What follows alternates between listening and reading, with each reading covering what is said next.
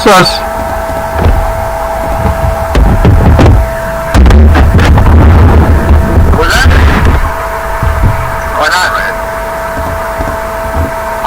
Property though, stop shaking. We're not in your property. Stop shaking like that. Get lost, bro. Stop shaking like that. Look nervous, homeboy. Look at nervous, homeboy. You're shaking. You're shaking like a little cow. Okay.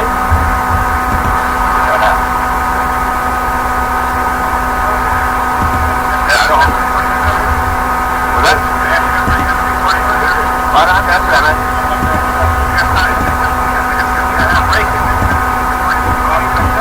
That's not my fault, man. That's not my fault.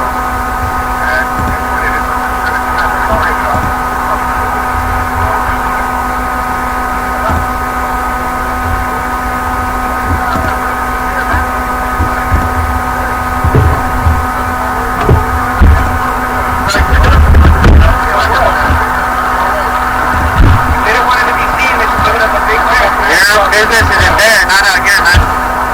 This is our business. We get a lot of robbers. Yeah, in there. Not out here. There's a lot of robbers and you guys are acting shady. How's that? Yeah, of course you are. You're not telling us. Well, why are you filming? What is that in your business? You're filming us. You came out to the camera. What? You came out to the camera. Oh, no, he was off the camera. I don't know anywhere. Hold on. I know it. Exactly. Stop. Be quiet. Be quiet. Yeah. Okay, so he was filming. You don't need to act like a badass. You're not a badass. You're not a badass. I don't want to. He said he's gonna come on. Oh, go ahead and then. I'm asking you, why are you standing there filming? They are so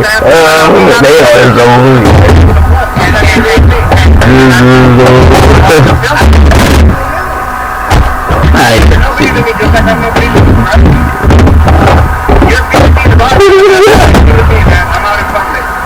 But if you're not doing anything shady, why don't you tell us what you're doing? What do you mean? yeah.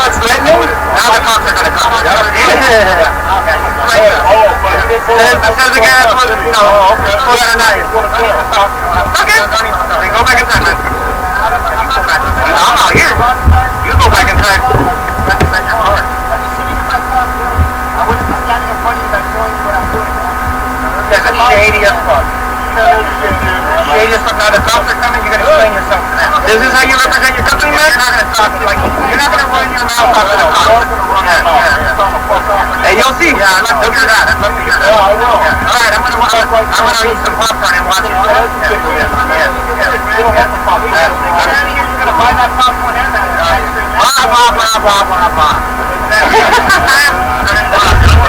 Well, this guy is actually interesting. The guy I'm watching him. Oh, you're the one that when I get out there.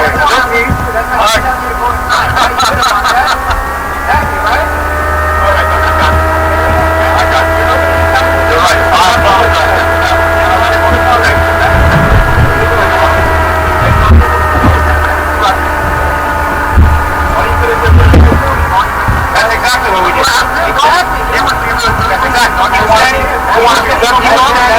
said the same thing that they said.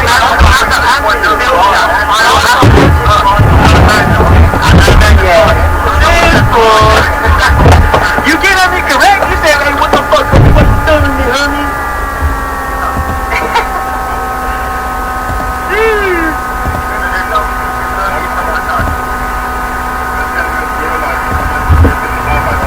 Yeah, he was. He was on our property telling us.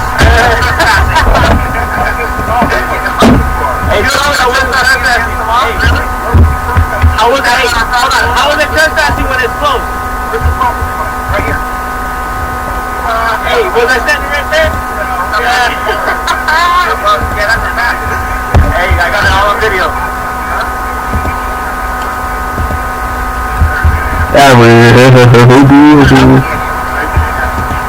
When they get me here, you can say that I was on your property selling the food.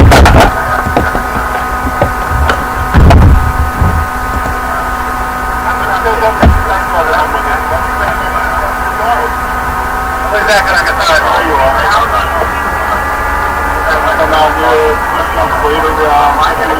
I heard what he said. He was real polite. He asked him why is he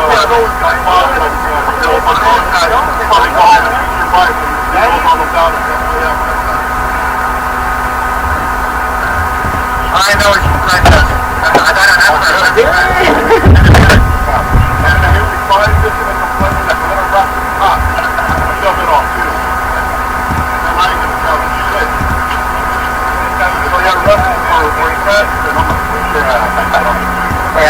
Hey, the camera doesn't lie. The camera doesn't lie, so we'll see what this guy said to me. This guy doesn't say anything.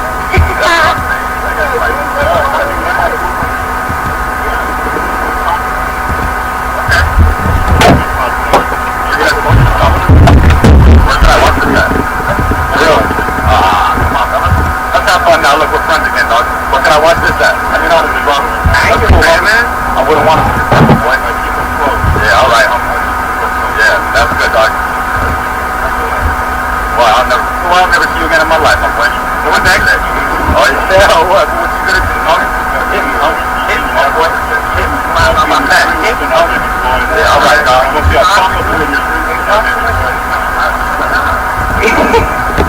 All they do is run around.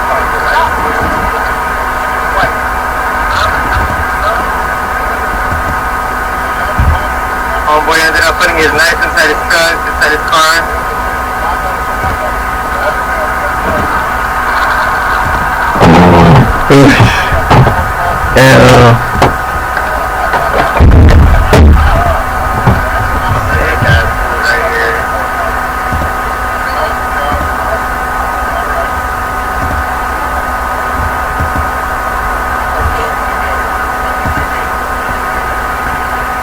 Great way to represent the company.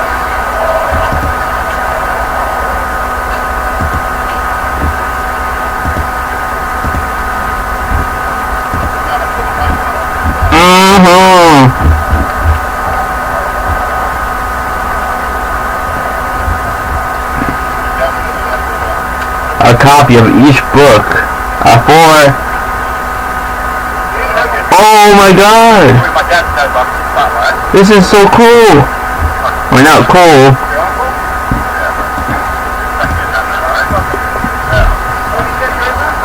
There's a whole book series just on this subject.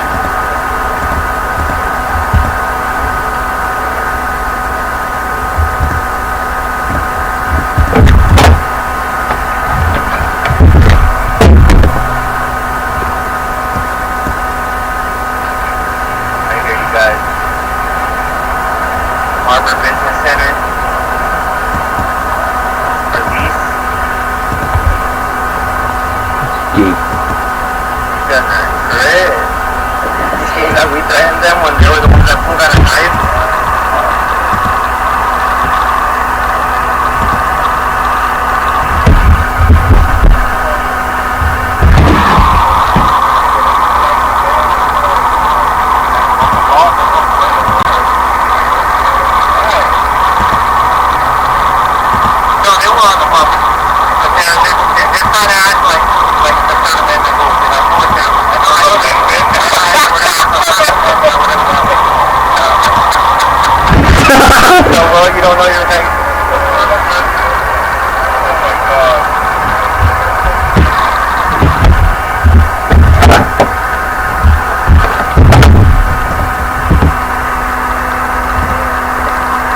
I hate ya.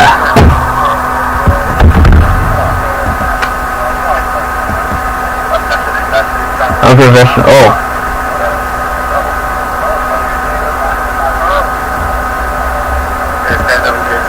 I went up to his property. I was the one that was right here, and they came to me.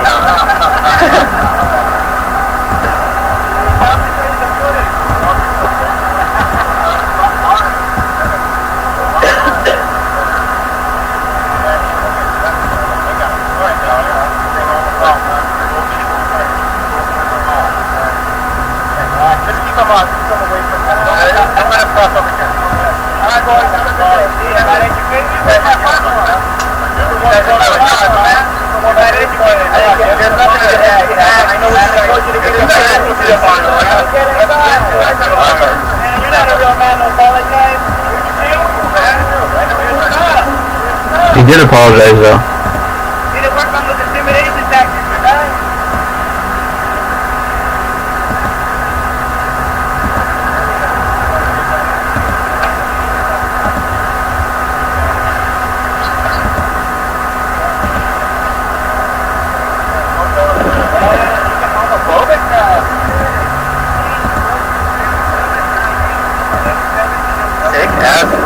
That I was on the property when I was right here. Look, I was right here. I think that's gonna be it on this one. You guys got educated, but it seemed like you didn't want to listen. So until next time, you guys, I'll see you guys. And I see you guys in kind of 30. I'm out. Hey.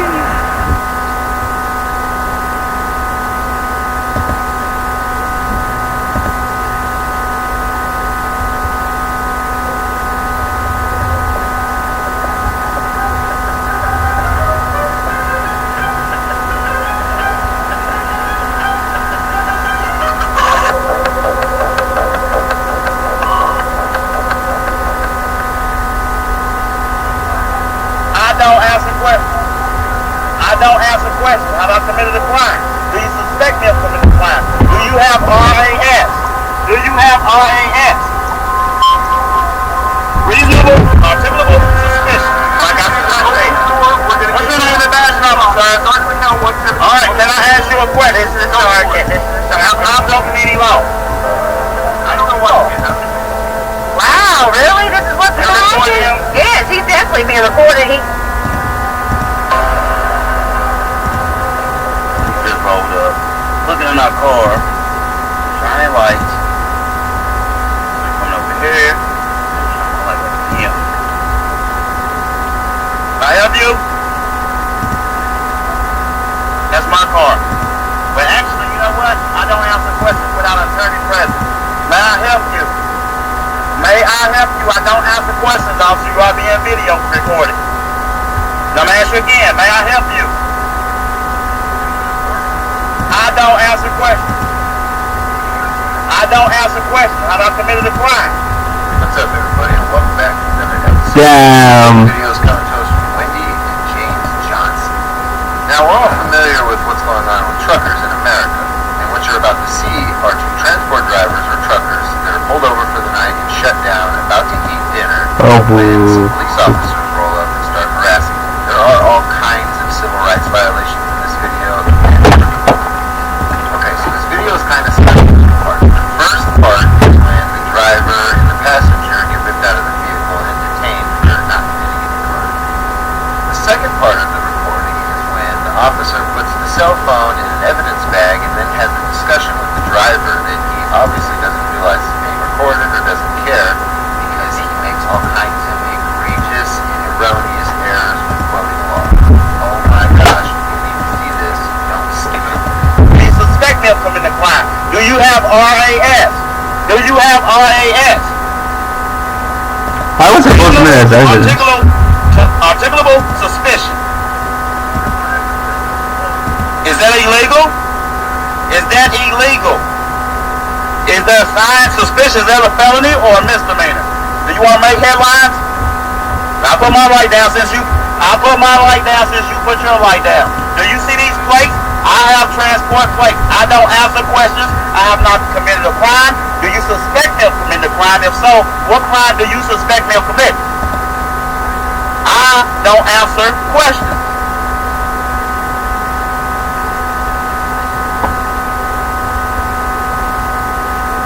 And I'm going to tell you, you can see transport plates. You see these are all-tech vehicles. You can see my car is hooked up to that truck. You're not getting in my car, bro. Bro, you're not getting in my car. Call 911. Call my 911. You see you're being recorded? Write it down. I have transport plates on the front of my vehicle. I am shut down. I'm not getting out of here, bro. I'm not getting out of this car. There's a hospital on the way to my life, my safety, and my liberty. He's trying to get in my car. He's trying to break into this truck. We're transporters, sir. We're from Audit over here on the... They came over here demanding ID. They could... Send the state trooper over here to somebody. You're going to have to... We don't have to get out of here. We need a supervisor ASAP. Well, I need a supervisor. we are transporters from Audit. I'm video evidence. These officers, these guys, Three officers are scaring me. Fuck your shit. You got a gun. Yeah, wrongful.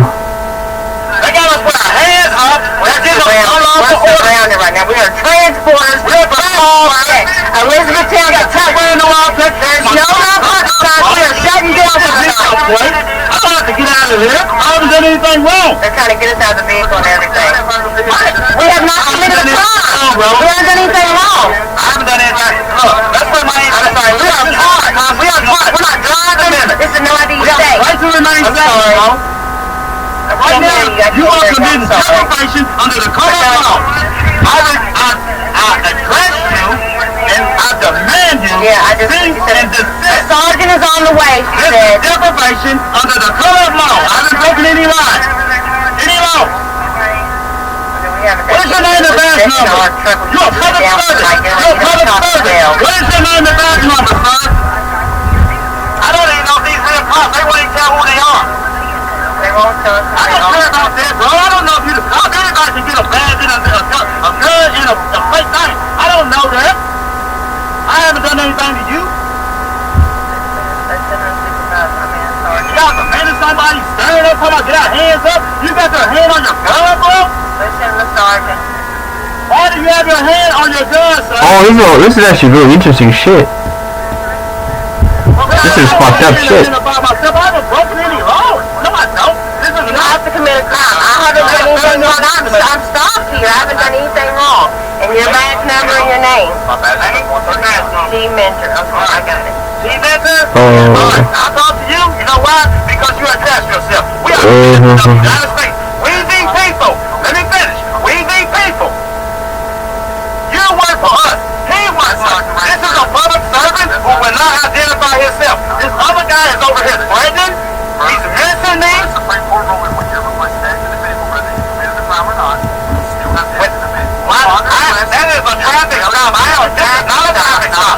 We are shut down for the night, bro. The vehicle running. Is she in control of the vehicle running? The vehicle, we are parked. We are shut down for the night. Is the vehicle running? I don't answer questions. Oh, holy shit. And that's what I say. I'm trying to talk to you and be reasonable, but I'm going to exercise my constitutional right, which I exercise all my constitutional rights. We need people. We don't make them all. We enforce them all.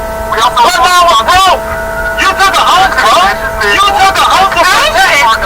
You took an oath. Let me ask you a question. Did you not? Or did you take an oath to protect the United States Constitution? To protect them all. Let me finish.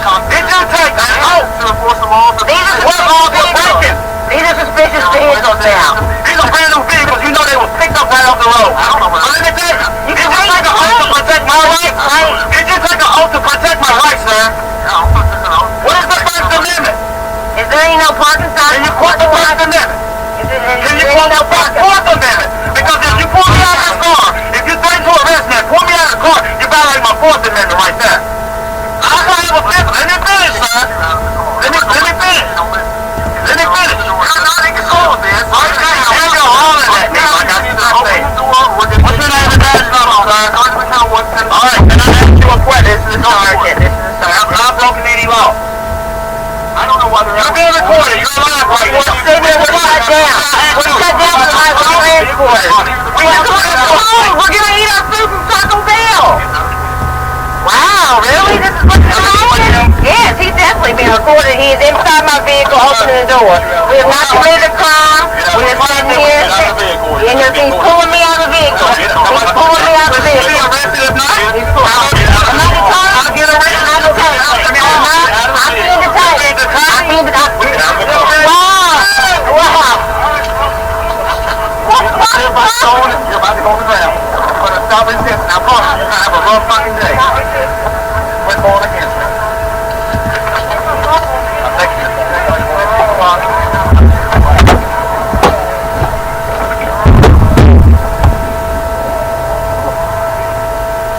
Y'all would just listen when people tell you to do something. Is it?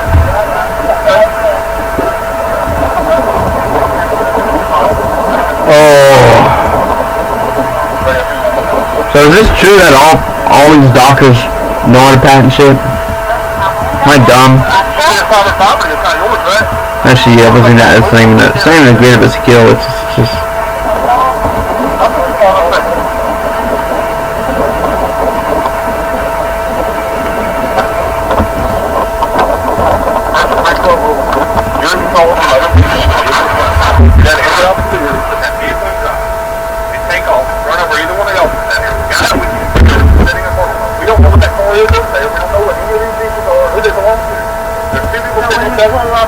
Let me finish talking.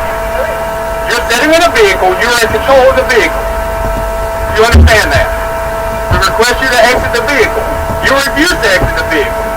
So, per Supreme Court ruling, when you're requested to exit the vehicle, you are supposed to do so. By law. Real quick, I'm going to give you a breakdown of what Pennsylvania versus Mims actually is, and that's what this officer is quoting currently. Pennsylvania versus Mims is United States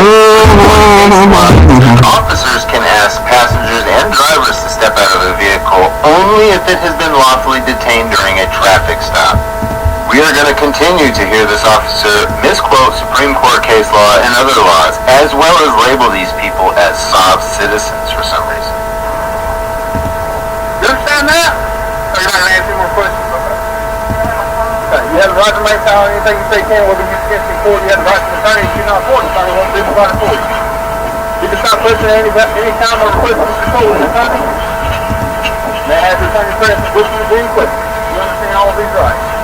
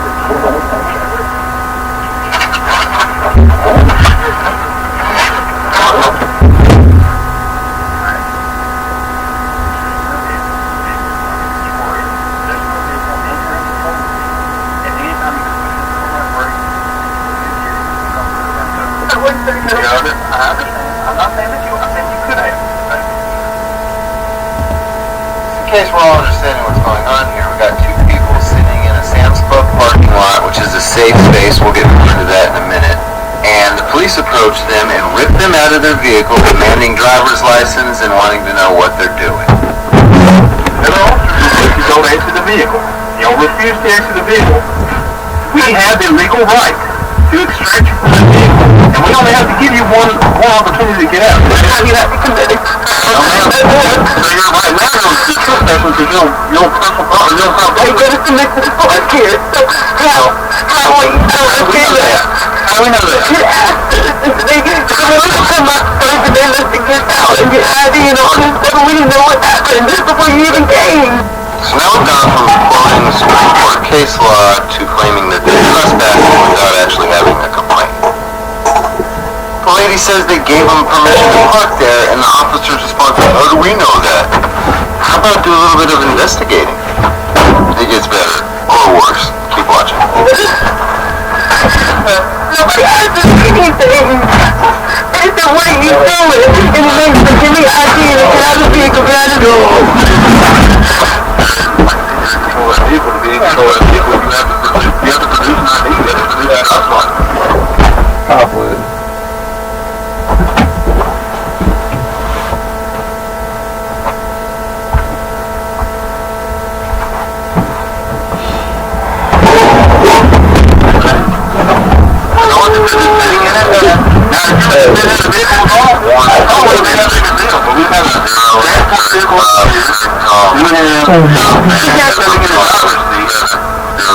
And like I said, the vehicle was running. We don't know what's going on. I come up here to back them up, and y'all are up there yelling at y'all.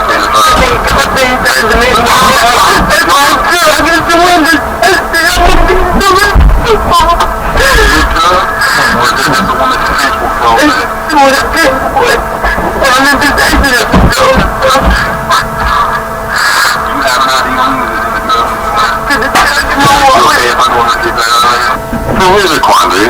Why is he asking for permission to get her ID out of her wallet if he's already arrested her? He doesn't need permission. He's arrested her, right? Yes, on top of it should be on top. It's like a white wallet. So I'm asking you, are you, with your life in mind, okay, was the reason why you're acting like that because he was acting like that? Be honest with me. And you were fine. I mean, I feel because he's teaching me about your rights and telling me about stuff, you know. So that's The way he's telling you right now is incorrect. Oh, and here we have the mental manipulation starting. Actually, her boyfriend or husband, I'm not sure which one, was absolutely 100% correct. He wasn't wrong, he didn't have to identify, and they didn't have to get out of the vehicle. It wasn't a traffic stop. They were sitting on private property making dinner after work. Mind blown. People do not need to act like that. That's what's wrong with the world today, is people do not understand. They understand the law, and they know how to preach about it and everything else. Like, the first amendment right is the freedom of speech. The second, and the fourth amendment right is the reasonable expectation of privacy. I know those. I went through everything. Listen, this is my job.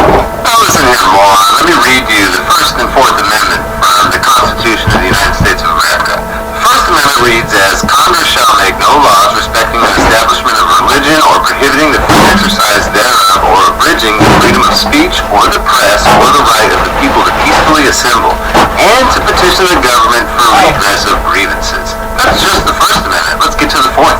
And the fourth reads, the right of the people to be secure in their persons, house, papers, and effects against unreasonable searches, seizures, shall not be violated, and no warrant shall be issued, but upon probable cause supported by oath or affirmation, and particularly describing the place to be searched and the person or things to be seized. Not a reasonable expectation of privacy, moron. Now let's see what other kind of misinformation this idiot has to spew out of his mouth. But y'all don't understand that. That is not okay. That's how people get hurt, is because people are defiant against us. Yeah, that's how people are hurt, because they're defiant against the police. There's something wrong with If anyone out of coffee, we don't have to call you. Nobody here. So who wants to go in contact to have permission to be out on the road? Listen, one key element there, Slick. You need probable cause or you need a complainant. I don't think you have either because you didn't mention either. Another question that the other officers requesting that somebody else, and all I hear is yelling right now, so I'm thinking, okay, what is that? Is your ID in your wallet or something like that? it should be on top of a black and white wallet, yeah. Should be.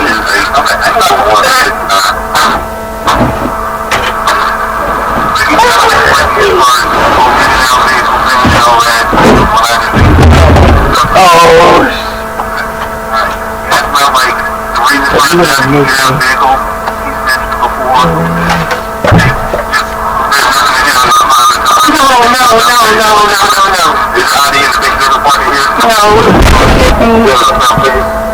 can go to the hotel Martins, you know,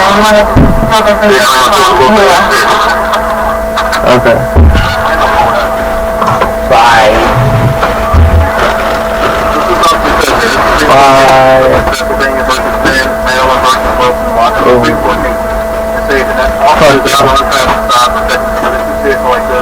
Wrong, erroneous, it doesn't say anything about checking a suspicious vehicle. It only mentions traffic stops. We have to step out vehicles.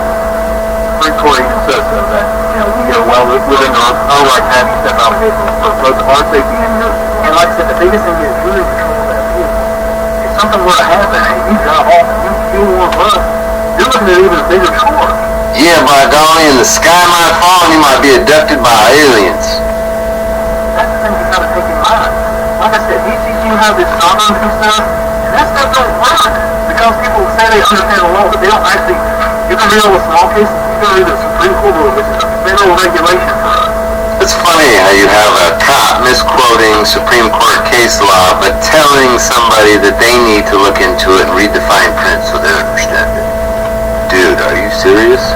And it's often that officers that truly do not understand the law or Supreme Court revert to calling people soft sits. That's what they do. They're ignorant, and that's what their mind reverts to because they either heard their buddy talking about it or the chief of police said that anybody that flexes their rights must be one of those folks. Hey, you're requested to exit that vehicle. You have to. You will be. I didn't tell you.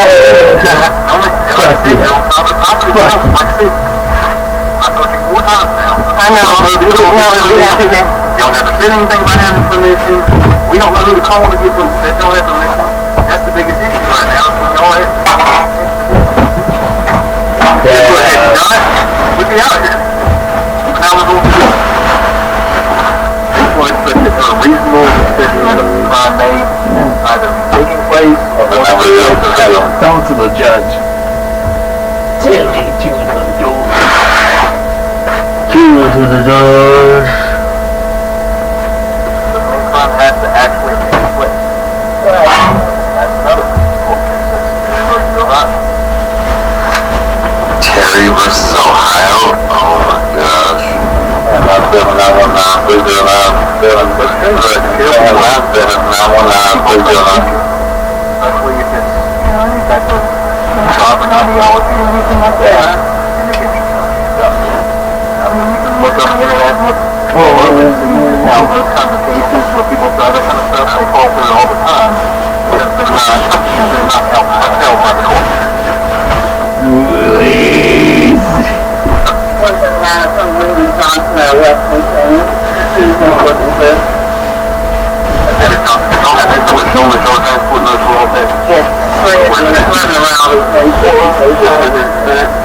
It's in Manila envelope, and I believe it's in the middle, down in the floor. So, can I just tell you a little backstory? Back right after the first of the year last year, I had a vehicle that stole one of those trucks. Okay?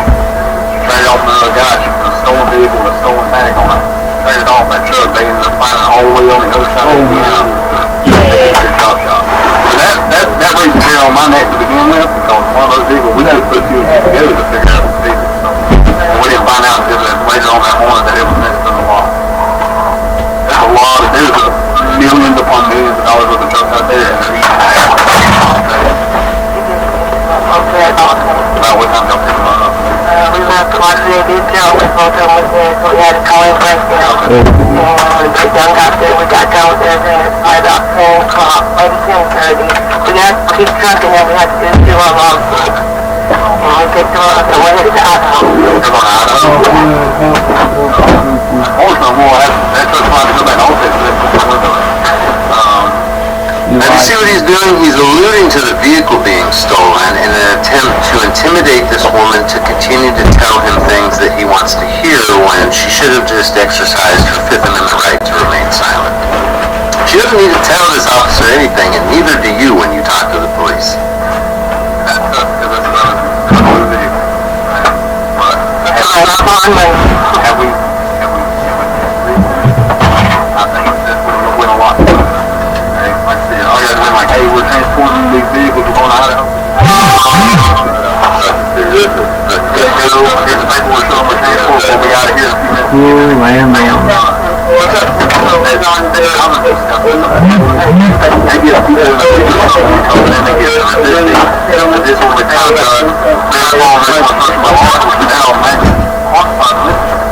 automatically quantifies a misdemeanor. You listen to this clown. This is going to be my last interruption. I'm just going to let the rest of the video play. Be sure to go subscribe and let them know that DirectD sent you. Are you okay if I go to Manila?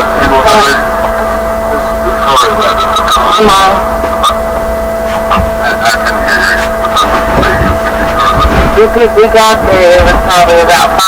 And we had a couple of batteries to fit on both of them. I guess I just did all the cars we had to do. We just batteries there, but we could jump off the temple. It was cold weather next day. So we had to wait for breakdown to come. And by the time we got hooked up and everything, by the time we got hooked up, everything went down about 10 to 30. We went over there, got the bottom of the phone. We're doing that at Taco Bell, and we just had a few minutes ago, we were just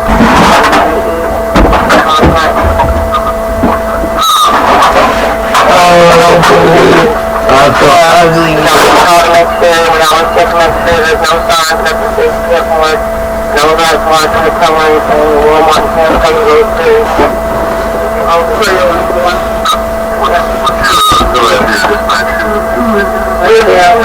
don't know.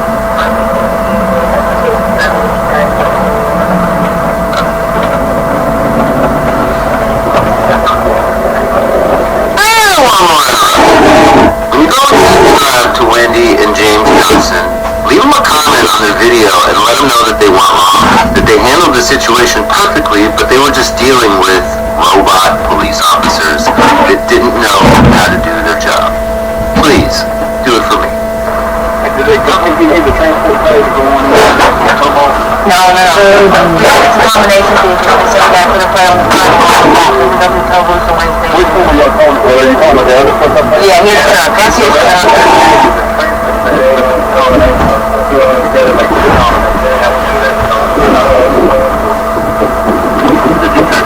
On my back with the wall mat that was on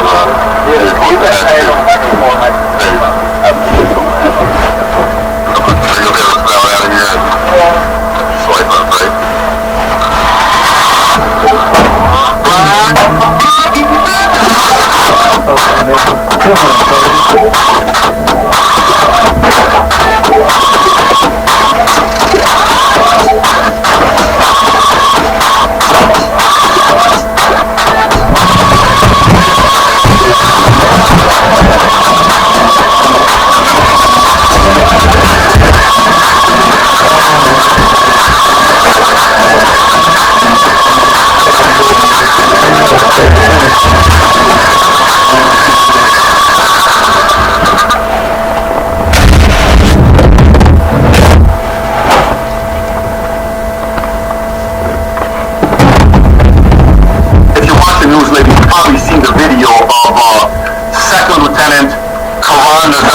On the news with the police officers in the back going in, asking him to go out, and his hands are out. This video is from an event that took place December 5th of 2020, which we shot 7 days ago. It's got 9 million views. We watched it today on the podcast. We all had an opinion on it. Last night I watched the whole 31 minutes from 4 different angles from my family at my house till 10 o'clock at night. So we decided to reach out to the attorney. Jonathan Arthur agreed to be a guest today with us on my team. Jonathan, thank you so much for being a guest on my team. Thank you for having us. First of all, obviously a tragic event that has a big issue that we'll get into here in a minute because I want to get your commentary on it. But if you don't mind, for some of the folks that haven't seen it, obviously it's 9 million, not 30 million, so there's many people that probably haven't seen what happened to it. Walk us through what happened that evening when Lieutenant Colonel Nazario was going home, or where he was going, so the viewers can get an idea what took place that night. So it was December in Virginia. It was about 6 o'clock. It was dark outside. Couldn't see much. And Lieutenant Nazario was coming back from a military operation. He had some military commitments, and he was headed home.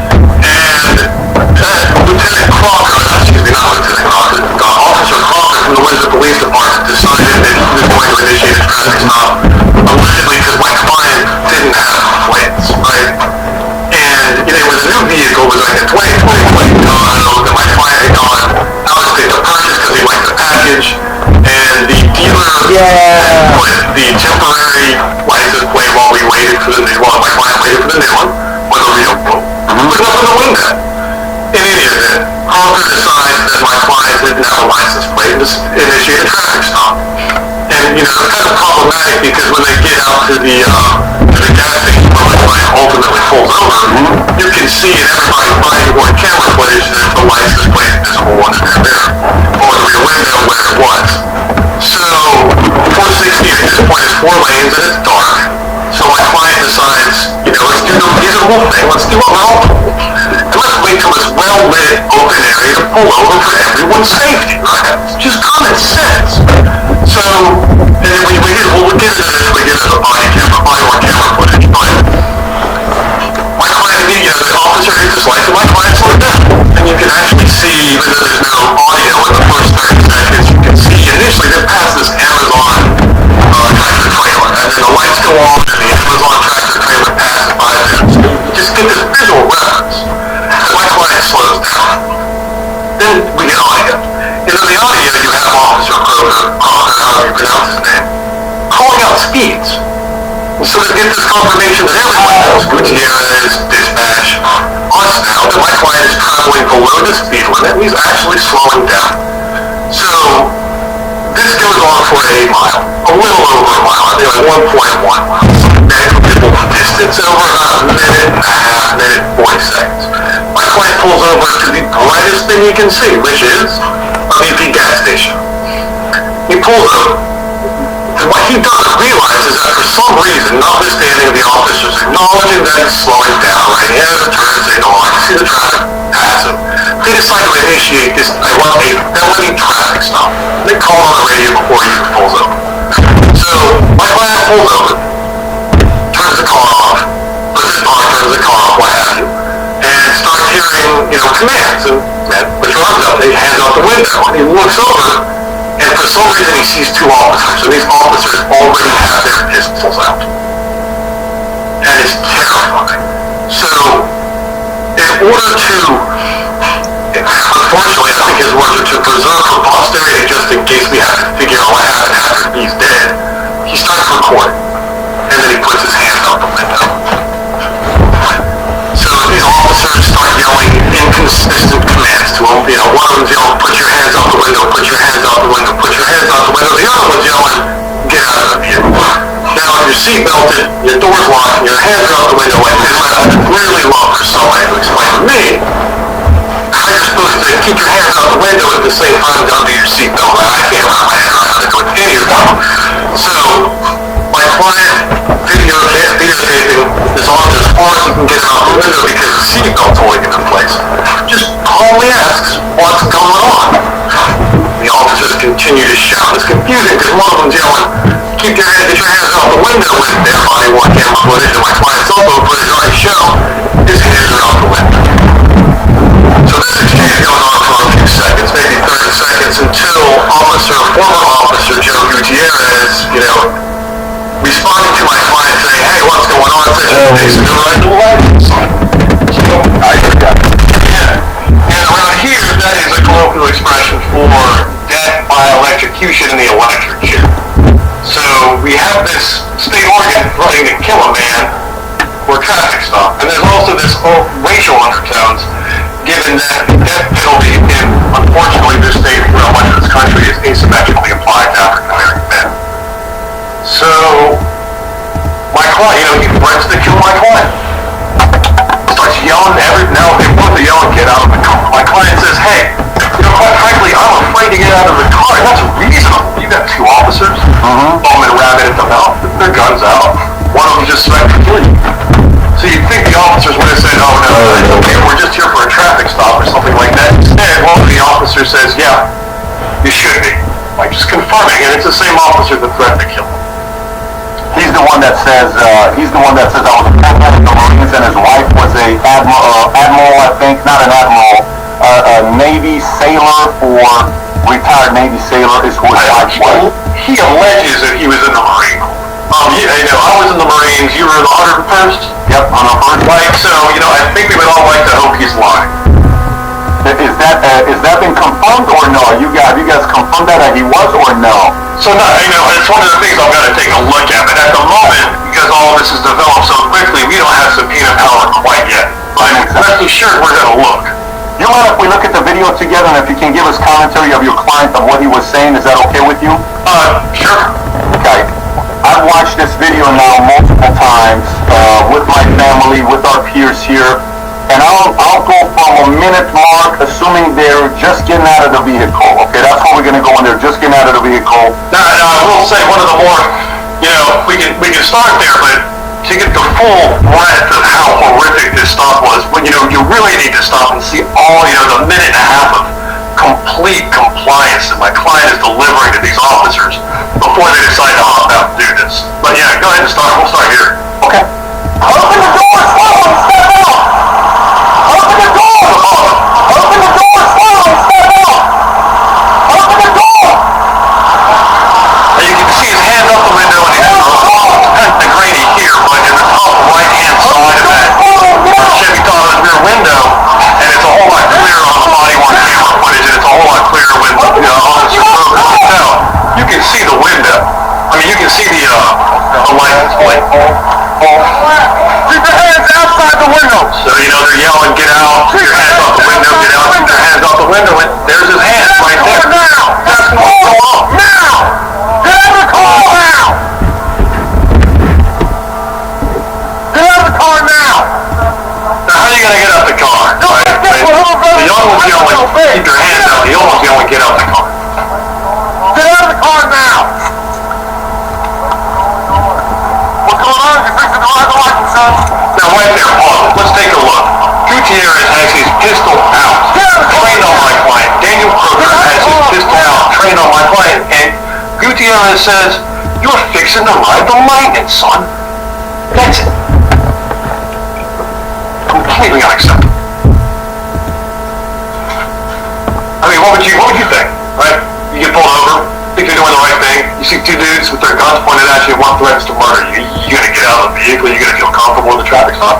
I mean, the thing about this is we have to go through, this is December, this is right after election, it's peak, everybody's nervous, everybody's worried what's going to be happening, so I would bet on being a little bit more safe on what he's doing, and he's not being vocal, he's being very civil with them. That's the part where he's being very civil with the officers. It was surprising how the officer with the body cam is speaking to him in the behavior that he is. That's what was very surprising about it. I mean, I think the Sergeant Major of the Army spoke out and said something along the lines of Lieutenant Nazario and the way he comported himself in this traffic stop was a credit to the Army. And I think he's right. That's what the Sergeant Major of the Army said. It didn't comment on anything that the officers did. All he commented was that something along the lines of Lieutenant Nazario's comportment, the way he behaved, was a credit to the Army. And, I don't know how do you interpret that? I'm curious. How do you interpret that statement? The Sergeant Major of the Army saying, hey, the fact that my client remained so calm and was so polite, facing, two hyper-aggressive officers with their guns drawn, is a credit to the training that he received, and he wanted all soldiers to be able to behave like that under fire. That's all I think. It's a compliment. It's a compliment. It's a compliment. Yeah, okay, got it. Let's just continue. Get out of the car now! Get out of the car now! No, what's this one? Who's going to do? I don't know, man! Get out of the car! Get out of the car now! Let's stop it right there. Get out of the car, work with us, and we'll talk to us and we'll work with you, right? He's done nothing but be calm and ask questions and comply up until this point. They've threatened to kill him already. And it's the lack of self-awareness and how these guys are behaving is mind-boggling, right? This one's saying, hey, if you just work with us, we'll talk to you, but he's working. He's not getting out of the car now because they threatened to murder him. It doesn't make any sense to me.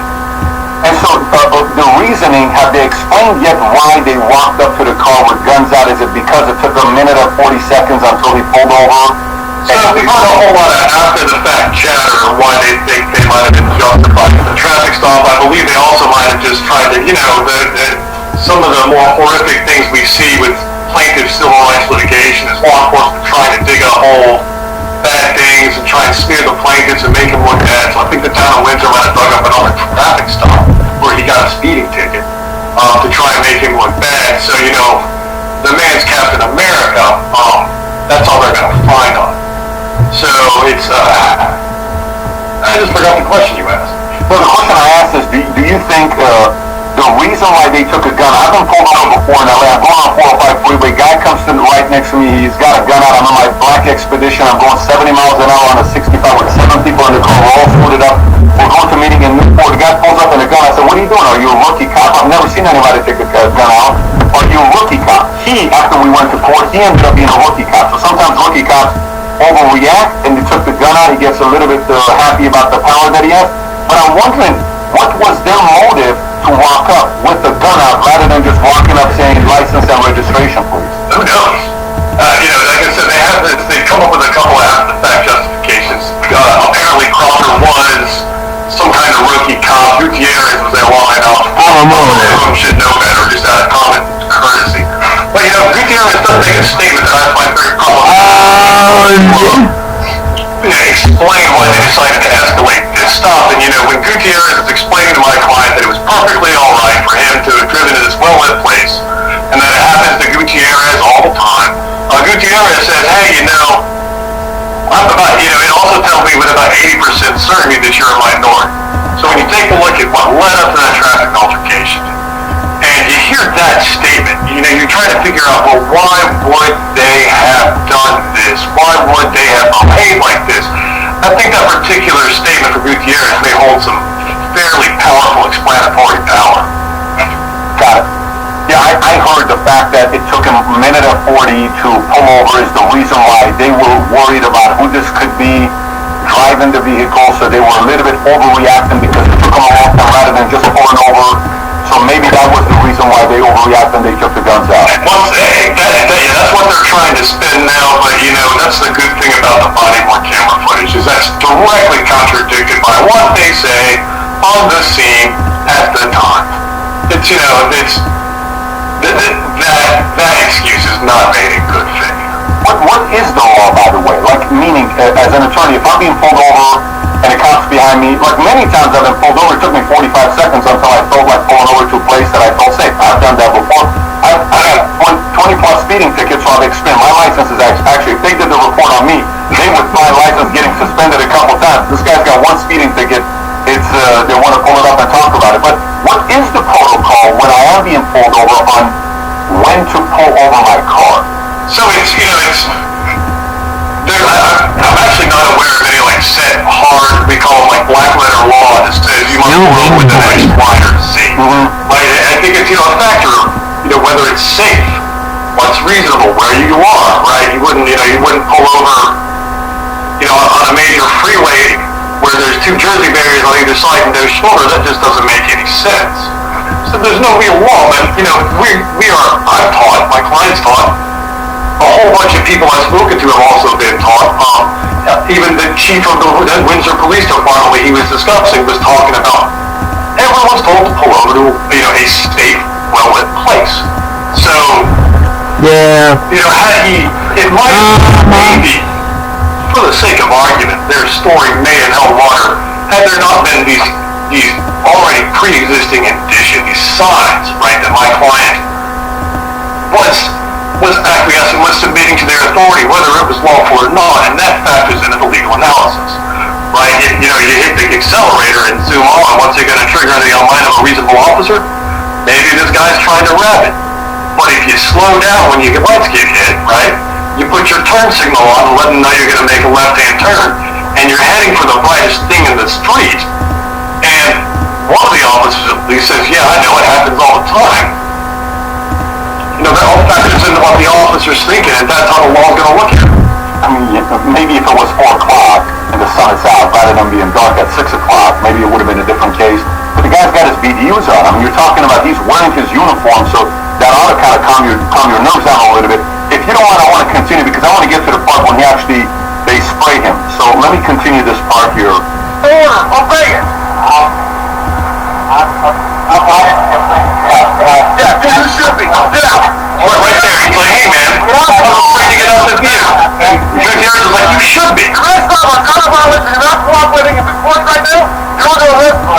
You're being detained. You're being detained for obstruction of justice. Right now, don't take a look at how that.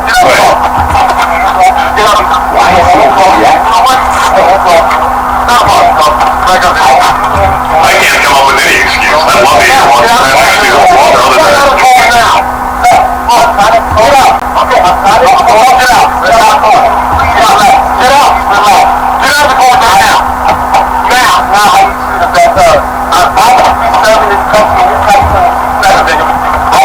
Well, honestly, yeah. So, pause for a second. I don't like how he does that though. I think it's worth noting that during that interaction and his use of force reports, which I actually find even more problematic. Whatever, it's not even that bad. Deputy Crocker and Joe Gutierrez say that during that interaction, my client assaulted them, smacked their hands away. Right? If you want to take a look, at the my client's body worn camera, my cell phone footage, you go back over that footage again. Just doesn't show it. So that's one of the really problematic things. Well, they said he smacked their hand away. So what? Yeah. They try to. At the end of all of this, I don't know if we've gotten to that part yet. They get him in the back of the vehicle, and they say, now I'll paraphrase here. You can go to the videos. You can go to the complaint. I've actually quoted them there. Let me see here. They go to the complaint. Gutierrez and/or Crocker stated that if my client, fought these, they could charge him, right? They could charge him with crimes, with destruction, with assault, with eluding. And they say that if my client fought what happened, fought the traffic stop, fought the excessive force, the violence, or if he argued, which they admitted at the time was his right as a citizen, they could charge him with crimes. And then he'd have to go to court.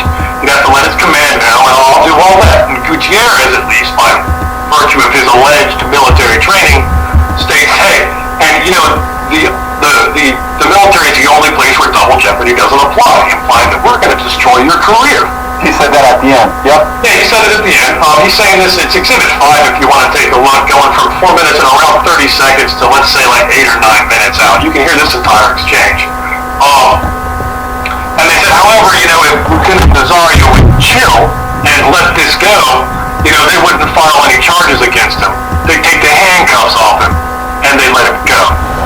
So they're doing a couple things here, right? They're trying to sell this man his freedom by making them give him his silence, and they're also saying, hey, check it out, if you complain about our illegal conduct, destroy your career. So that's incredible First Amendment violation. And maybe they were just popping off at the mouth, right? But the problem is, and the other records show, when these officers went back to their the police department, they did a use of force report, right? They did a reporting officer narrative. And in this use of force report, reporting officer narrative, Daniel Croker states things like, there were no license plates displayed. And he knows it's false. He admits it's false on camera. He says, my client willfully and wantonly disregarded patrol vehicles, blue lights, and sirens. Well, that's also false, and he says it over the radio as he's like, well, they're slowing down, 23, 18. And when Officer Crocker attempted to unlock and open the driver door, the driver kicked this officer's hands away and was actively resisting. The driver assaulted myself, i.e. Croker, by striking my hands away, and then pulled away from Gutierrez's grip. Gutierrez parrots the same stuff in his subsequent reports, and as you just saw in that video, it didn't happen. Right? That's terrifying. Yeah, I watched the whole thing. At the end, when he was selling them on the fact that, hey, you can, but I'm not telling you what to do. You can do whatever you want to do. It's your choice. But if you do this, I know how the Army works. The Army double jeopardy. And then so what do you want to do? We can let you go. We'll stay here 20 to 40 minutes, and you can leave with Smoke, your dog. By the way, what a great name you have for your dog. I mean, you see that whole thing. It's very awkward. Very, very awkward. He did not make the police department look good. I can say that. Let me continue. I want to see the reaction he has here for the audience to see this. So let's go back to the same part. This one, he's been sprayed a few times. Get out of the car! Get out of the car now! Get out of the car now! Son, just get out of the car! Get out of the car now! It is fucked up. That's the truest thing I've heard. I'm not control me stand. Get out of the car now! Only the reactors about is making sure that they could see his hands, right? He didn't want, he had glasses off his face, didn't want to get punched in the face and get cut. And at that point in time, he was just concerned about pulling his hands out, not even want to whack him.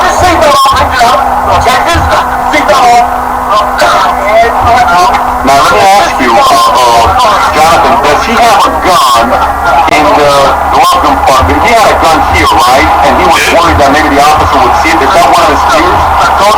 So yeah, I mean, just be perfect. He had a firearm. It was a 9mm pistol.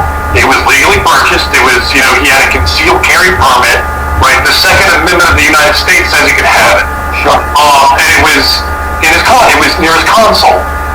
And, one of the things... Also, like driver, meaning the door, if I open it up, it's here, or is it here? It's in like the center. There was a little... It's in the center. Right. And it wasn't visible from the outside. The officers wouldn't have seen it initially. And just what kept going through his mind is if Gutierrez, right, or Daniel Hawker murdered him right then and there, right? It's because they were itching to pull that trigger from the looks of that video. The narrative would have been very different. The narrative we would have had is, they would have gone in there and found that firearm and gotten their stories together. And the narrative we would have had was hero cop murders a black, or self-defense kills a black man for pulling a firearm on him during a traffic stop. Right. That's how that narrative would have played out. So yeah, he was worried about the officers getting the gun. He was just more worried about dying at that point in time, right? The gun was secondary. The gun factors into it at the beginning and at the end, right? Because they ultimately illegally searched the firearm, reloaded for him, placed it on his seat, and followed him up when they let him go, and he's staring down at the firearm that they put on his seat. What? Just behind him, breathing down his neck, and he's got to figure out how to move They reloaded it? because he's afraid they're setting him up if he reaches down there and touches that firearm again to move it out of the seat so he can sit down and drive away. What are they going to do? Is he recording the live, or is he recording on his phone? He's recording on his phone. It's not like live streaming. So I'm surprised they didn't stop the recording and take the phone away. That might take a little bit more situational awareness than either of those are capable of. Yeah, I thought about that because I'm like, if this was live, this would have been a 50, 100 million view, everybody commenting, going viral, a bunch of people showing up. It wouldn't look too good. But it took a minute until we saw everything that happened. So, okay, so he comes up. Can we find out a little bit more about Lieutenant Nazario, his background? From my understanding, I heard him say, my grandmother is a NYPD 30 years or New York Police Department. What? He referenced somebody in his family being a police officer. This man is, for all intents and purposes, Captain America, right? America could not have a son. He has extensive law enforcement in his family, in New York, in NYPD. I'm not going to go any further because they may not really appreciate that massive attention. He's got extensive awards from his time living in New York as a youth. That he wasn't gunning for. He was just he's community oriented. He comes down to Virginia. He signs up. He goes to school at one of our prestigious, historically black colleges and universities, which is Virginia State. He decides that's not enough, so he enlists as a combat medic. Goes and does his combat medic training. And then decides, hey, now that I'm in the Army, I can do this school thing. Let me apply for the really, really hard ROTC program. He gets into that and retrains as, part of the medical corps. Like, this man has had nothing but a career and a life of service dedicated to whatever community he finds himself in. He's the more I find out about him, the more I'm fascinated. Politically, I would ask you, is he for defunding the police? Like, if we were just having a conversation at a bar, is he a guy that hates cops?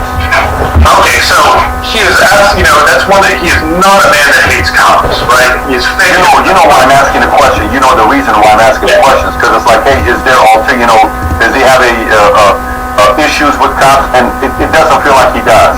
He's got law enforcement in his family.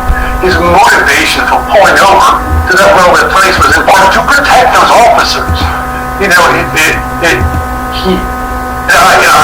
also have an issue with the term defund the police, right? It's not that we're going to destroy and defund them, but maybe some of those resources are better allocated to like mental health responders.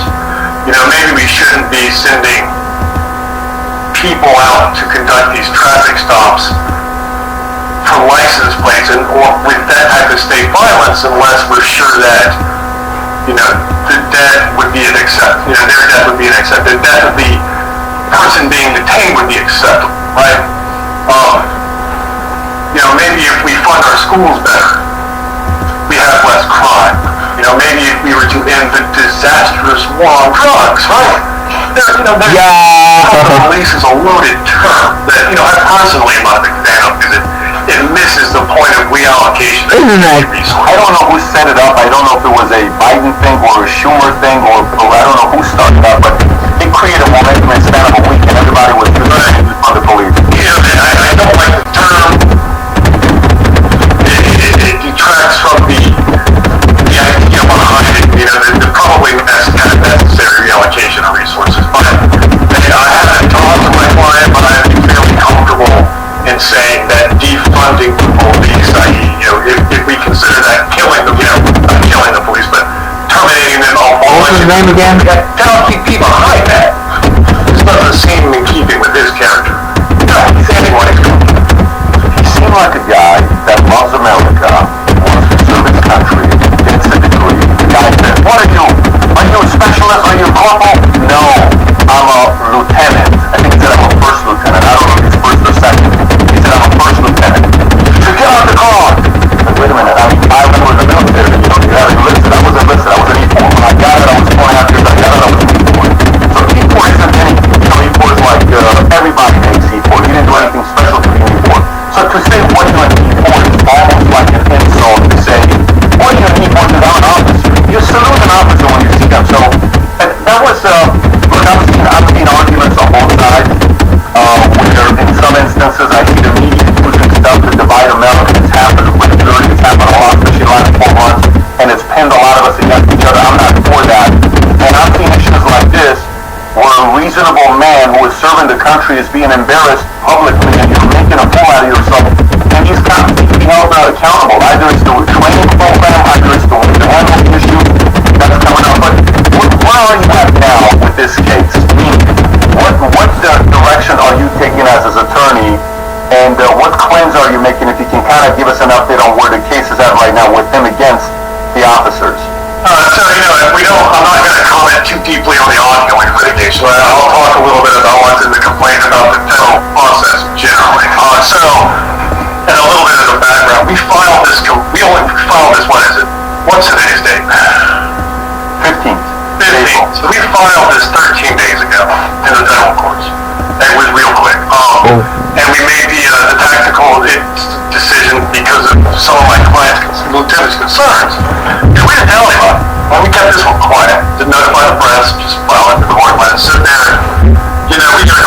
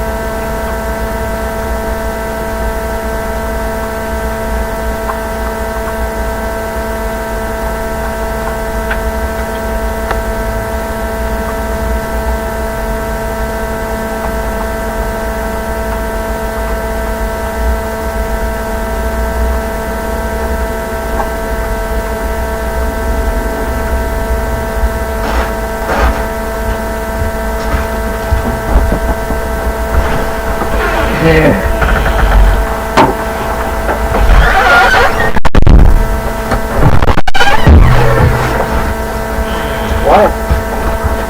What? Yeah, just get it out.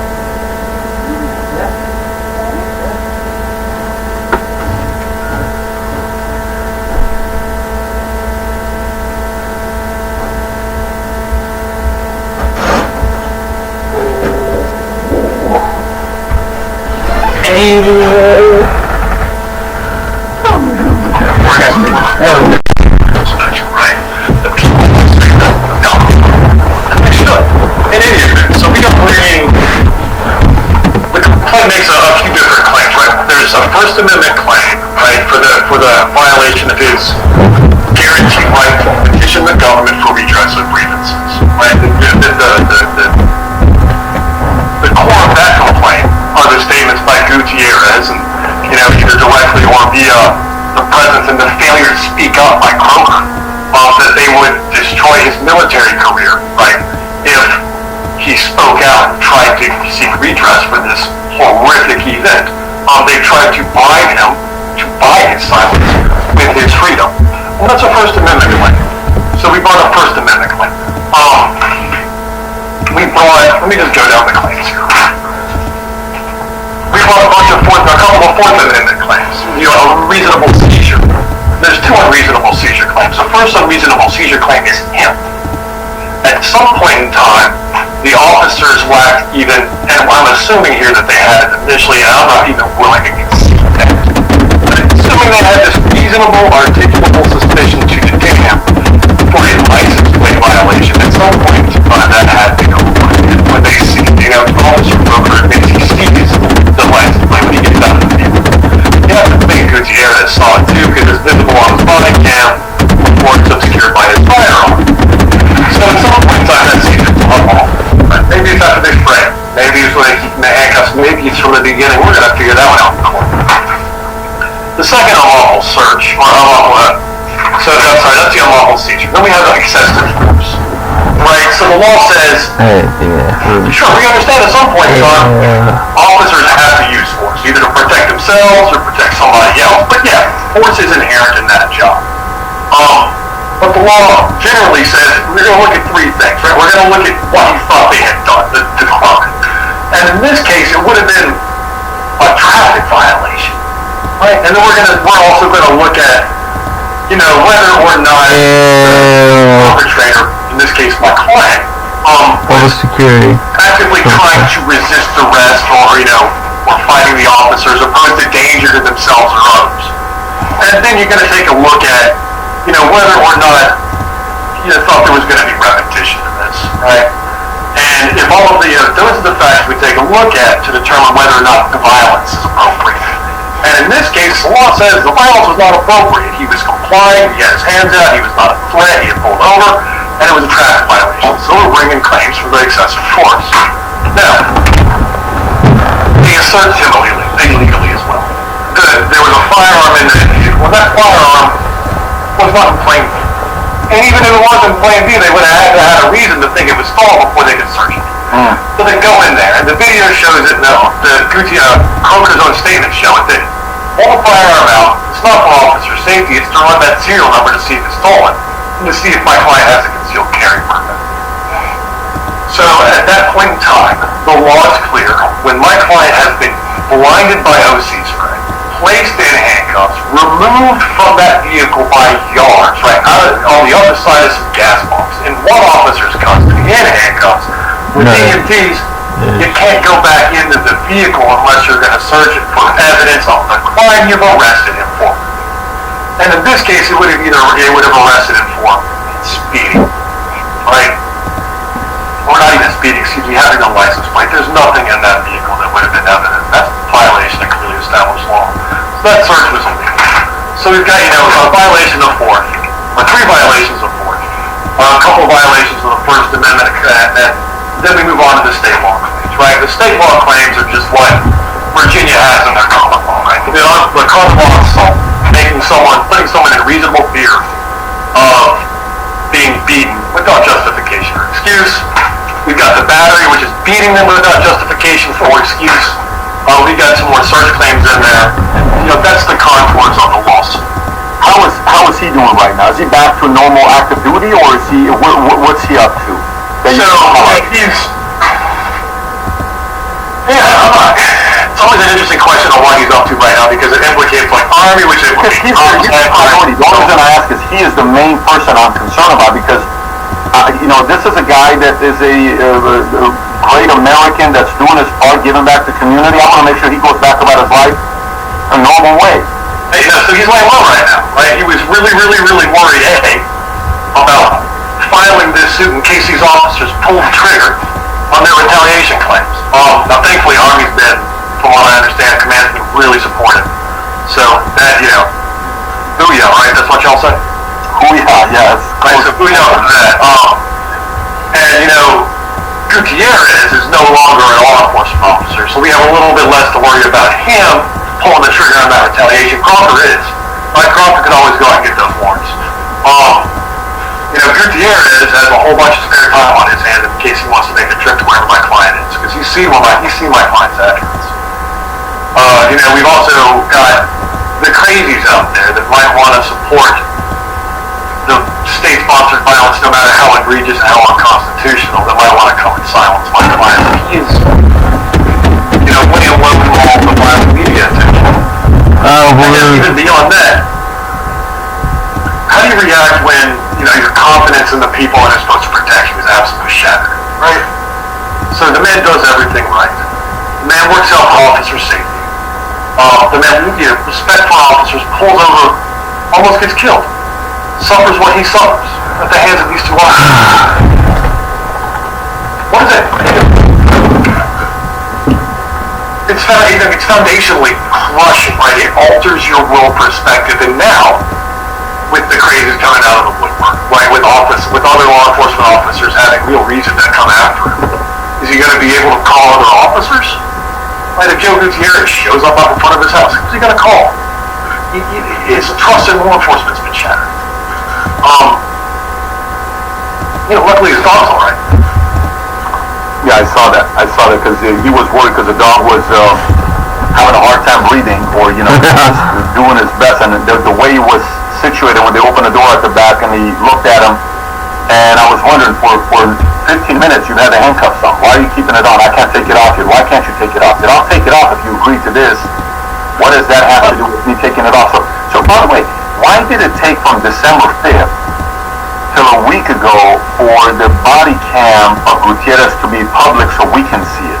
And I'm not going to give Windsor Police Department much credit for anything they've done, right? From the way they train their officers to really, the way they refuse to issue an apology to my client instead of blaming him, to them now trying to polish video of a speeding ticket that he got a while ago to try and smear his name to protect theirs. I'm not going to give them much credit. I think their behavior has been despicable, contemptible, and unnecessary. But what I will say is that they were fairly quick to release the footage without much of a fight. So I think I asked for the footage from them maybe a week after the incident, and it took a little bit longer than what the law says they have to turn it over, but they did turn it over. And, it took a minute to look through the footage, right, and it took a minute to actually draft a complaint.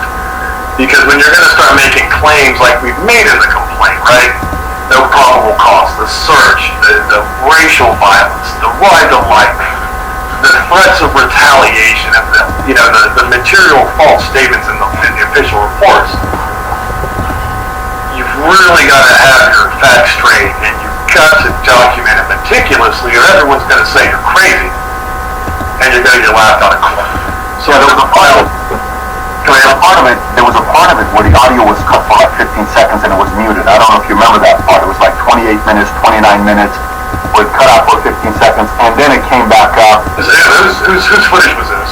This is the 31-minute police activity footage. Police Activity is a channel on YouTube that shows a long form, and it's on that specific channel. I guess my question is, was it law enforcement footage? It was law enforcement footage that was gone for about 15 seconds. Alright, so my client's footage got interrupted interrupted because I guess the phone cut off while the call was coming, and once he couldn't answer, obviously, the call cut back on. So did the recording continue or it stopped? His recording continued. Okay. The body-worn camera footage won't give you audio for the first 30 seconds. So it seems there's a lag, like a ping or whatever you want to call it, in how it works, where it's going to save 30 minutes footage before you turn it on with no audio. So for Gutierrez and Kroger's body-worn camera footage, the first 30 seconds of nothing that's how they function. I don't know why Kroger turned his off and turned it back on. And Gutierrez claims that his body-worn camera footage got turned off during the scuffle with my client when, he jumps on his back and starts beating on him. Yeah, sorry. That answers your question. Yeah, if for the viewer that hasn't seen this, obviously I'm not going to show the whole thing to you. I suggest you go look at it. It's not on my channel. It's on someone else's channel. I recommend you go take a look at it because you get a better idea for your own self. But what is the ask? What is the ask that you guys are making from the state or from the department? So I love this question, right? Because it kind of feeds into there's all these tropes running around that plaintiff side litigators, right? And so that's definitely the monetary side is definitely it's part of it, but for reasons that may not be evident. First, we're asking for some declaratory relief. Declaratory relief is the court saying this conduct was unconstitutional.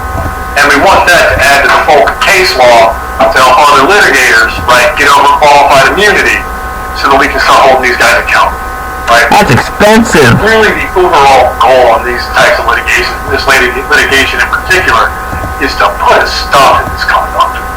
However we have it, right? Put a stop to it. It's got to stop. So we've got the declaratory judgment. We are asking for money, right? In federal court in Virginia, it doesn't really matter what we ask. We're going to get what the jury gives us.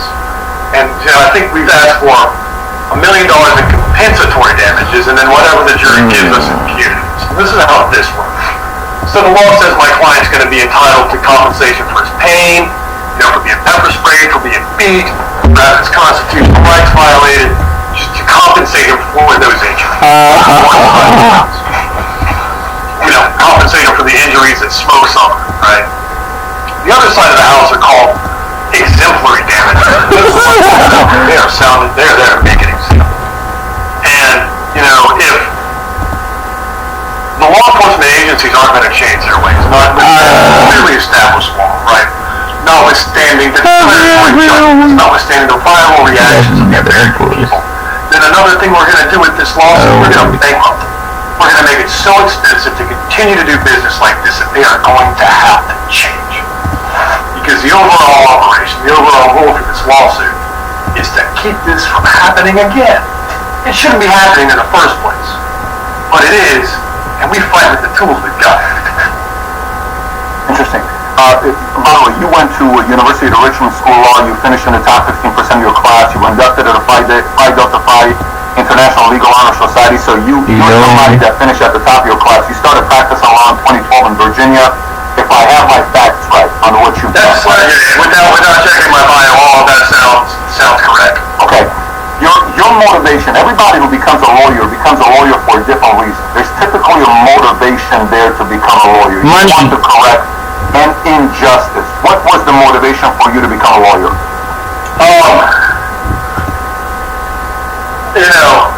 I think there were different motivations for becoming a lawyer and what I did with my law degree.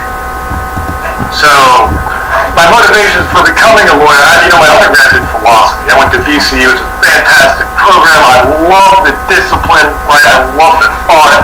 I love the intellectual exercise. Unfortunately, you can't eat very well on undergrad philosophy, right? You got to go do something else. So I decided to go to law school to be able to eat, keep the lights on, right? Why did I choose this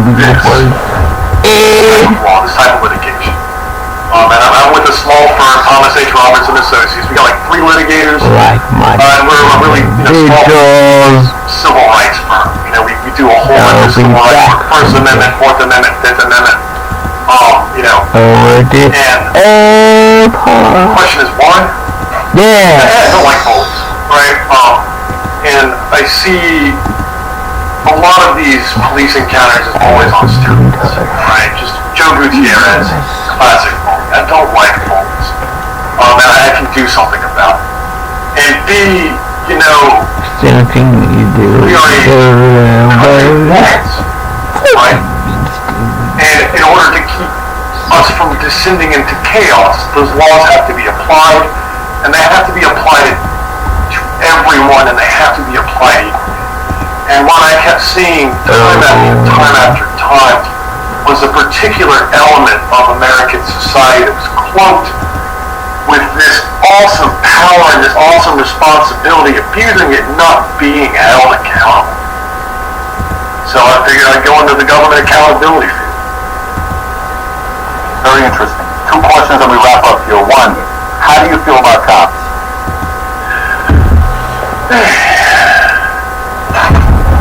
Not like this.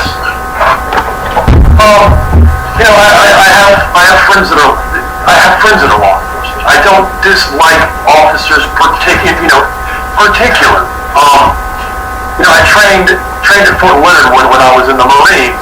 Missouri. We were there. The only other Marine Corps contingent that was there was PMO, the MPs, right? So throughout my time in the service, I was real close friends with military police. I don't have any problem with the law enforcement office, unless they start behaving like Gutierrez, right? I do. But I do have issues with, you know, how we're training them, right? We seem to be training fear into them, right? I have a problem with us not holding them accountable.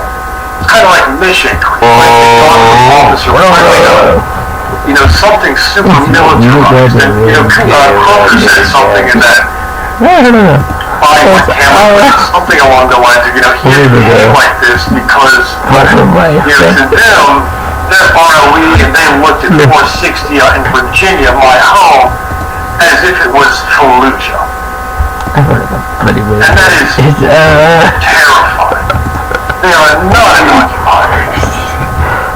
The ROE is nothing alike. The citizens that they have taken an oath to protect. So, you know, I don't like the system that has grown up around them. And that needs to be changed.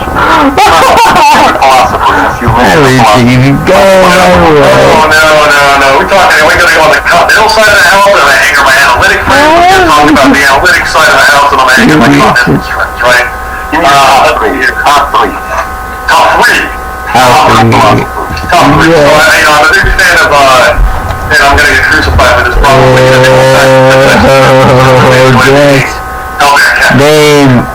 I really like the American philosophers like David Lewis and Robert. Some of their ethics and metaphysical work. So, you know, Noam Chomsky gets into some really good and really interesting. His political theories are interesting, but his linguistic theories and theories of mind are what influence it. So, yeah, maybe those guys. Very cool. Well, listen, thank you for your time. Thank you for coming on to Valuetainment, and I wish you nothing but the best with this case. Thank you. I really appreciate the coverage you're giving to it. You know, you guys are doing some real good work. We appreciate it. Thank you. Thank you so much. Take care. Bye-bye. Bye. So look, in case if you haven't seen the whole thing, I'm going to watch the last 1 minute with you and get your reaction. Pay attention to the screen, what happens when he gets out of the phone after he's already been sprayed. My dog is in the back.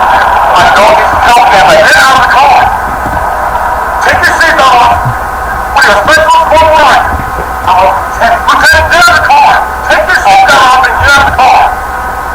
You make us way more difficult than having you just comply. Get out of the car. All right. Take your seatbelt off and get out of the car. Straight on the ground. Straight on the ground. Now, they kick the roll off this side. Now, let's go. Let's go. Get on the ground. Get on the ground. Get on the ground now. Get on the ground and get sprayed again. Get on the ground. I can't believe he's staying reasonable. Get on the ground. Get on the ground now. He's not being aggressive. He's being respectful. Very interesting. Get on.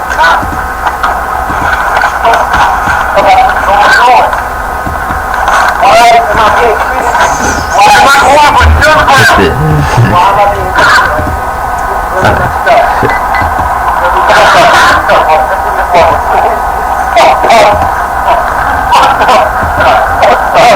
So I'm curious what you think about it. I mean, you just saw the story here, what happened. You can go read more articles on it. I'm going to put all the links below. This has gone viral the last 7 days. Everyone's talking about it. Everyone's showing it all over the news. But whose fault is it? Should Lieutenant Nazarian have pulled over instead of waiting a minute 40? What would you have done? Would you have gone to a nice place that's a little bit more bright than 6 o'clock when it's dark? He said, I'm going to go to the gas station. Would you have just pulled over anyway by the trees to just kind of pull over the car? What would your decision have been? Secondly, did the cops overreact? Should they have reacted in a complete different way than the way that they did? Especially after he puts his hand out. You see he's wearing BDUs, Army BDUs, military BDUs. Maybe they should have underreacted instead of overreacted. From a person that just 9 months ago had sick room under reasonable abortion press authorities right during the time where all the rest taking place had him on. trapdoor philosophy but I want to hear your thoughts. What your thoughts are about this. And if you haven't watched my interview with Sheriff Mark Lamb, click over here. It's a 38-minute interview. radio, news, stereo, all the pepper, police. That they do the right thing, but he also calls out the ones who do the right thing. husband, said that, take care, everybody. sorry, Zavifo Burgess, apt, okay, this is focus, Thank you all for coming. I'm going to start today with something which at least I find positive and which is getting far too little play here in the United States. I'll come back to talk to you about it a little bit later. This has to do with the...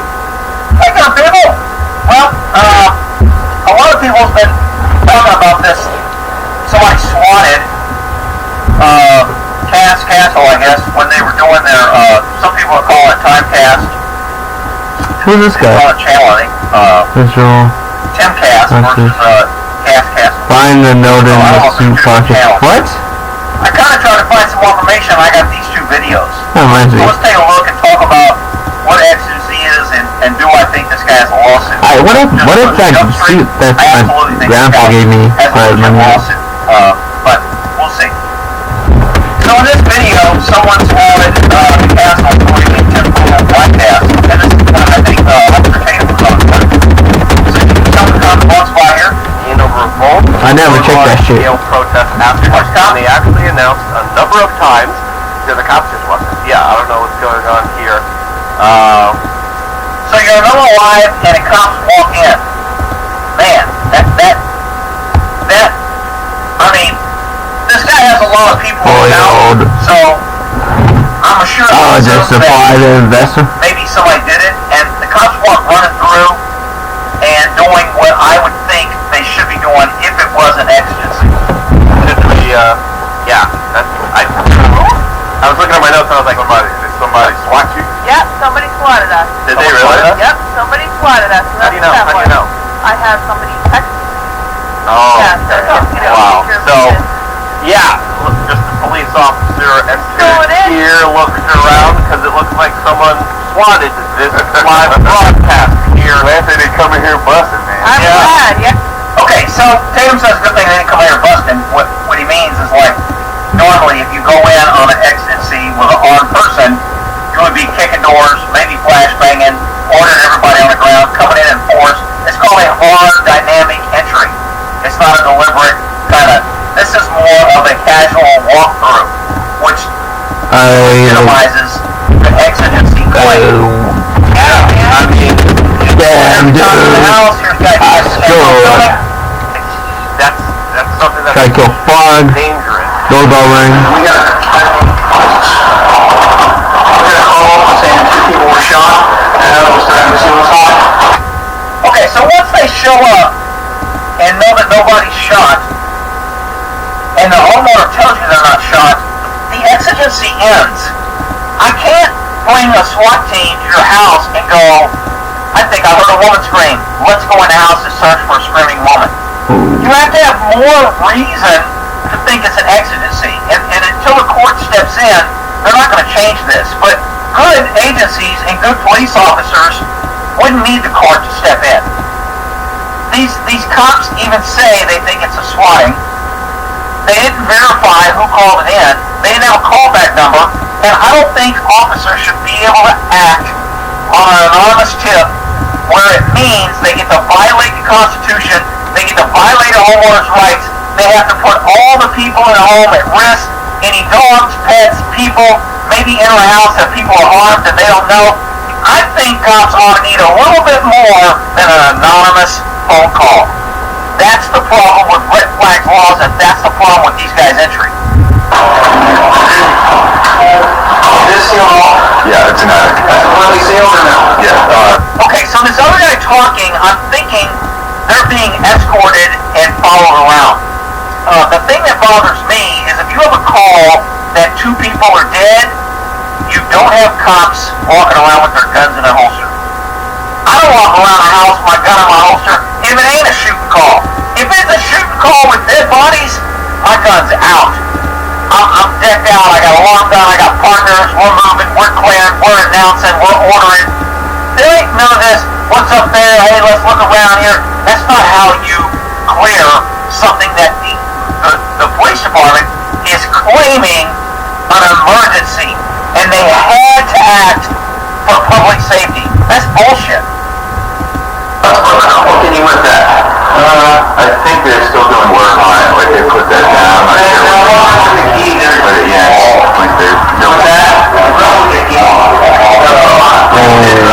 It's none of your business what's up there. It's still off. There's no body. Get the hell out of my house. I mean, these guys should have been asked to leave earlier. And that's probably where Oh my god, the original once they were passenger. asked to leave, they left. See?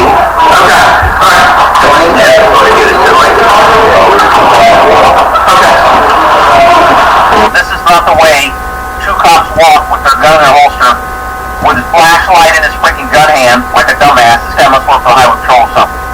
Anyway, he's got a freaking flashlight in his gun hand, and they're supposedly in a violent crisis situation. We have got some rid of the dead, and somebody's threatening to shoot himself.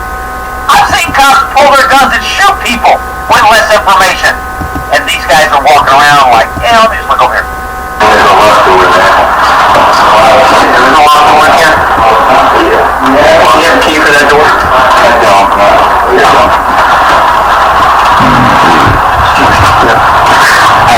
Now, if the cops are not searching every door because they don't have a key, then their whole excuse for public safety is diminished. So let me get this straight, officer. You entered this house without a warrant and without consent, using exigency as a right to enter of an emergency of somebody being killed and shot, and yet you walked up to the door and said you have a key, and when he said no, you never cleared that door. How does that correlate with you were worried about someone and you entered and violated someone's sanctity of their home in order to go in and save life, yet you didn't even bother kicking a door that you supposedly were scared somebody might be dead in? Doesn't make sense. Well, if they're dead, what are you supposed to do?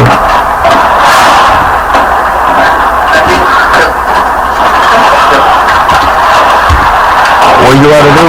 Now, here's the problem, people. If these cops, while running around, let's say they see a machine gun behind the door. Let's see they see a bag of flour and they think it's dope. Let's see they see a pipe and they think they're marijuana growers. They can now leave, go do a probable cause statement, get a warrant, and come back and search the house. Because when a cop's where he's allowed to be, anything he sees, I mean, they could just seize it and grab it, but if they didn't want to, they can come back later with a warrant. So that's the problem with letting government roam around your house under pretense. Only 3 ways somebody gets into your house: consent, a warrant, or exigency. And exigency has to be an emergency. If there is no emergency, and they don't have more than an anonymous call, you guys raise your hand if you think you called in that the police department had somebody shot and there was a dead body, that the police would immediately run in a search. Who thinks if you called in, hey, there's a dead woman under the chief's desk, you better go search? Who thinks they'd kick the chief's door down to go search under his desk in the name of public safety? Of course they wouldn't. Because you have nothing more than an anonymous call that you don't even know who called it. There's no credibility. There's no validation to what this person is saying is true. They showed up with 10 cops outside, and they could have sat, they could have watched, they saw people walking around, they didn't hear gunshots, they didn't have anything to corroborate and to justify this warrantless search of this house. It's bullshit, in my opinion.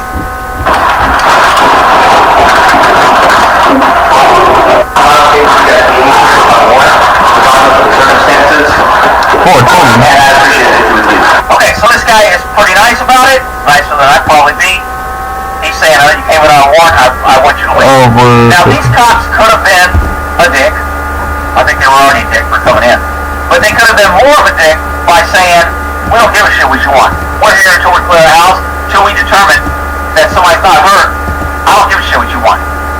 Okay? So, I mean, look, I've gone in at many houses under exigency, and if I go in and I'm justified, ain't nobody telling me what I can and can't do while I'm in there. So, you know what? If I think you're destroying dope and we're outside and a guy runs in and goes, the dog splits the dope! I'm kicking the door and I'm going in. And that's exigency. I'm preventing disruption.